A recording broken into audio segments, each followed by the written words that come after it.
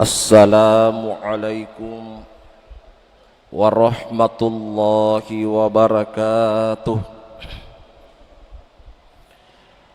Alhamdulillahi rabbil alamin, wa bihi nasta'in wa ala umuri dunya waddin.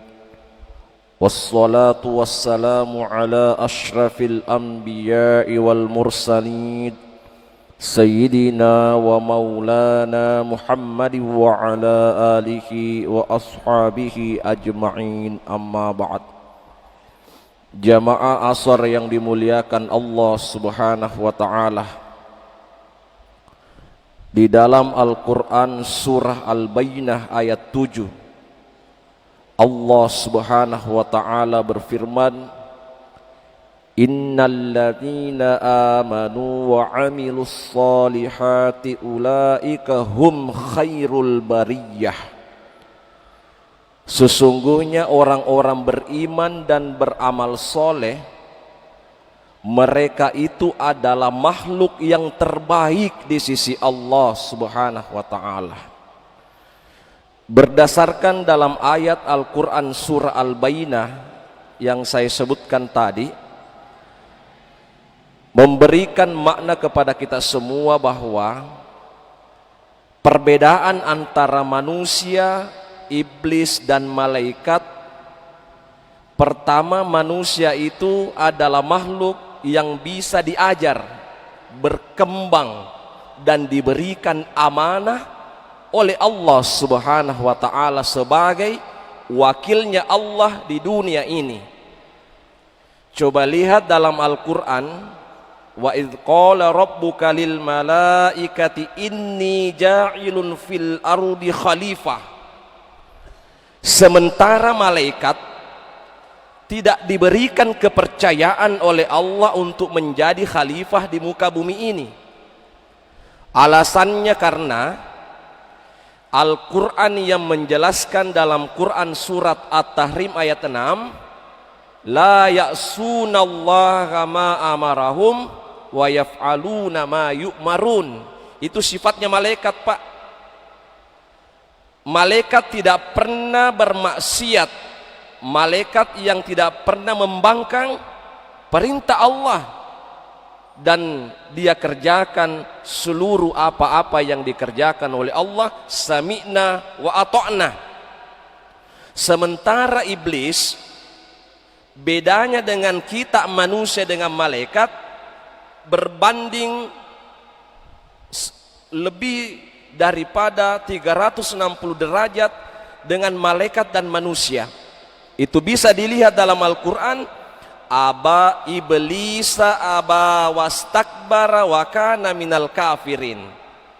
Iblis itu sifatnya 3. 1, membangkang kepada Allah, membangkang perintah Allah, tidak mau melaksanakan perintah Allah.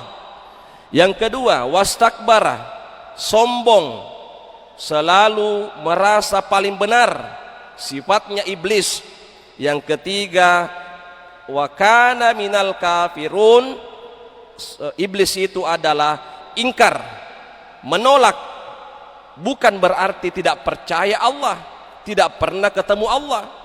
Iblis itu yakin ada Allah, tapi 3 sifatnya ini membuat dia ahli neraka. 1, membangkang. 2, sombong. 3, ingkar, menolak perintah Allah subhanahu wa ta'ala. Nah, jamaah asar yang dimuliakan oleh Allah subhanahu wa ta'ala, kenapa kemudian bulan Ramadan dihadirkan puasa Ramadan? Puasa dikenal bukan cuma umat Islam, tapi agama-agama lain mengenal yang namanya puasa. Bukan puasa Ramadan ya, puasa. Tidak makan dan minum. Contoh, Cina kuno sebelum abad ke-18 itu mengenal sistem operasi, itu mempuasakan pasiennya dulu, tidak makan dan minum sebelum dibedah, dioperasi organ tubuhnya. Itu Cina kuno. Buddha puasa, tidak makan dan minum dan tidak membunuh hewan ternak, tidak menzalimi sesamanya, diharamkan untuk membunuh sesamanya. Itu orang Buddha. Nah sekarang kenapa puasa dikenal oleh semua agama termasuk Islam? Alasannya dua. Satu, karena puasa merupakan sarana untuk mendekatkan diri kepada Tuhannya. Satu, orang Buddha percaya dengan Buddha Tuhannya, Hindu percaya dengan dewanya, Kristen percaya dengan Tuhannya Yesus, Islam percaya dengan Tuhannya Allah Subhanahu wa Ta'ala. Satu, kenapa puasa? Karena upaya mendekatkan diri kepada Tuhannya. Dua, puasa adalah kebutuhan spiritual manusia, kebutuhan rohani manusia. Contoh, ada hadis, ya ma'syaris syabab man istata'a minkumul ba'ah falyatazawwaj. Wahai para pemuda-pemudi, kalau sudah mampu al-ba'ah maka menikahlah. Fa illam wa ahsanul aghaddu lil basar wa ahsanul lil faraj.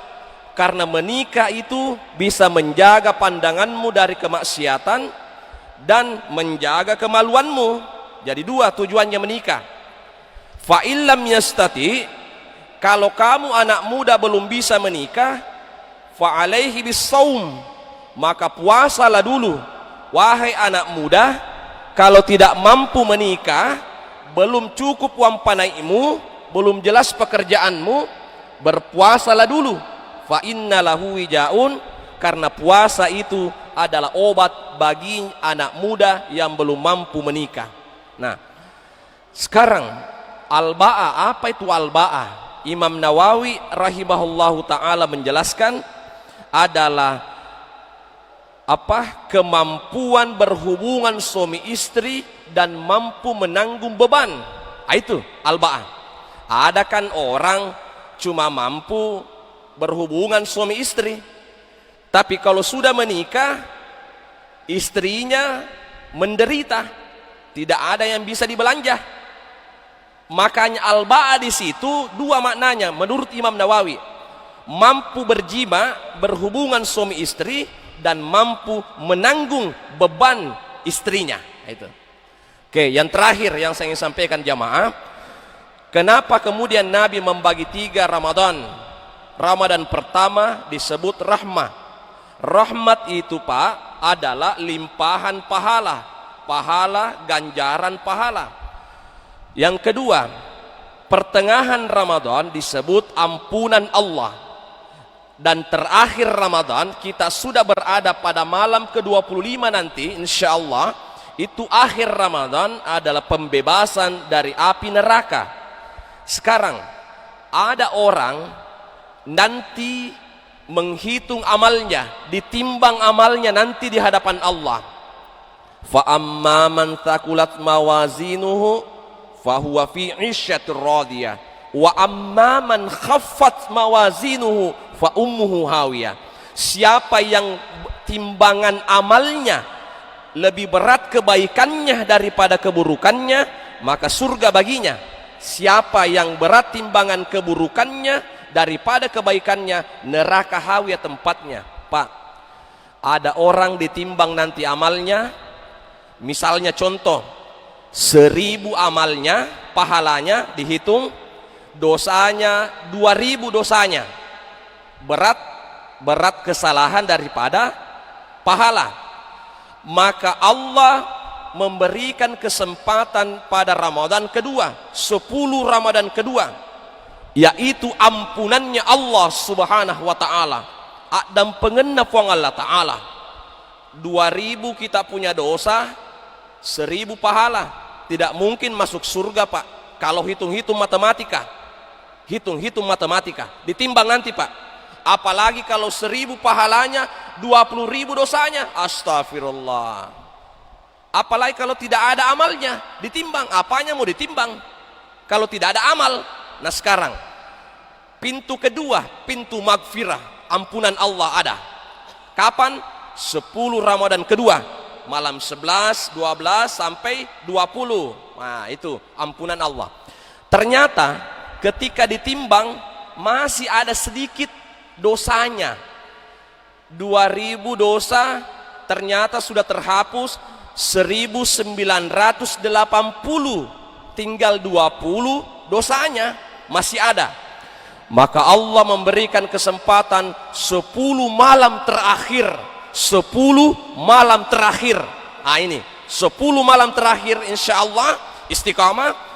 Maka Allah membuka full, membuka lebar pintu pembebasan dari siksa api neraka.